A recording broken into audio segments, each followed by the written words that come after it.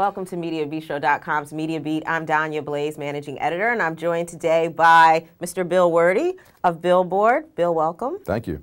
Bill is such a joy. We've been having such a good time talking off camera. Lies, all lies.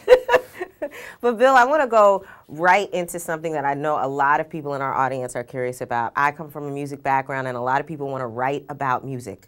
But music journalism right now seems to be just struggling. What advice would you give to writers who want to write about music right now? What can they do to increase their chances of getting published? Well, I mean, if you want a career in writing about music, my advice to you would probably be like medical school or maybe law.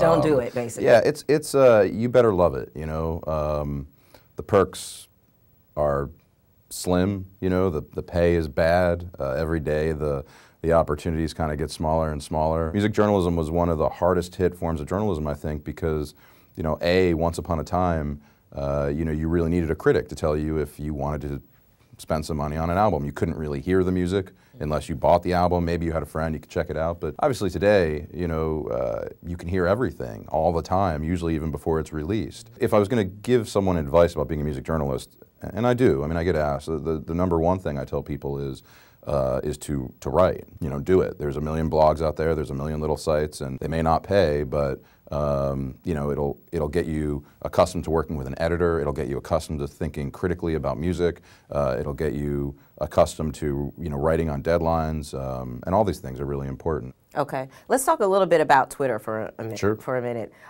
Should we pause and tweet? Do you want to tweet right now? Okay. If the inspiration strikes me, though, I reserve the right later. Well, everybody's on Twitter, including the artists themselves. You know, if you went back 10 years ago as a journalist, you might get the scoop on someone's new album. But now, the artist is just tweeting, hey, I'm in the studio, here's my new project. How has that affected journalism, do you think, in music? And do you think it's still possible for a journalist to get a scoop from an artist or an exclusive in the age of Twitter? Yeah, I'll tell you, I think that artists and artist camps really have become much more savvy in realizing that the news they have to break is an important leverage tool for engaging with their audience, right? So, and I think once you sort of see it that way, it just becomes a question of strategizing where you want to deliver that, where you want to find the greatest leverage for this bit of information. And in some cases it may be that strategically it makes the most sense for an artist to deliver that message themselves, but in other cases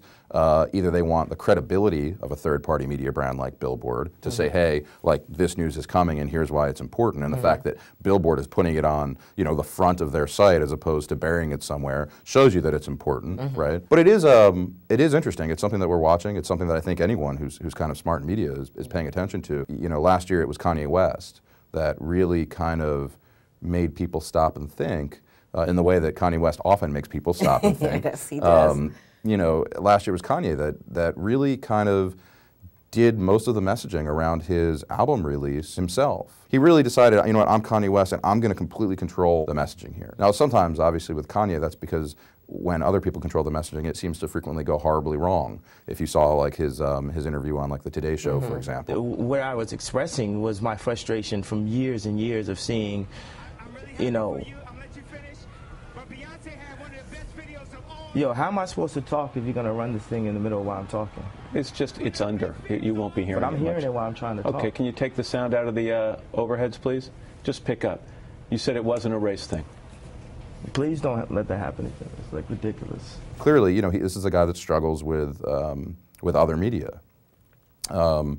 So, you know, I mean, it was interesting. It was like, you know, well, if Kanye can kind of just self-release everything himself, and he was releasing music himself directly to fans via Twitter, and he was kind of sharing all the details of the upcoming album himself via Twitter, and you saw a lot of people in journalism then wound up actually writing stories that were essentially about Kanye's tweets. I thought it was really interesting. I thought it was an interesting way to control the message. And when you look at some artists, you know, Lady Gaga has 9 million plus followers on Twitter. You know, Rihanna has something like 29 million follows on Facebook. You know, you really do have your own universe out there that you can kind of message to and create. And I think, you know, I don't think it's a threat. You know, I think there's so many media platforms out there today, and this is just another one of them. Okay, great. In our next segment, I want to talk a little bit more about pop culture and entertainment and the Kanyes of the world. So stick around for part 2. This is Bill Werde enjoying a nice, refreshing mug of green tea. at Mediabistro.com's Media Beat.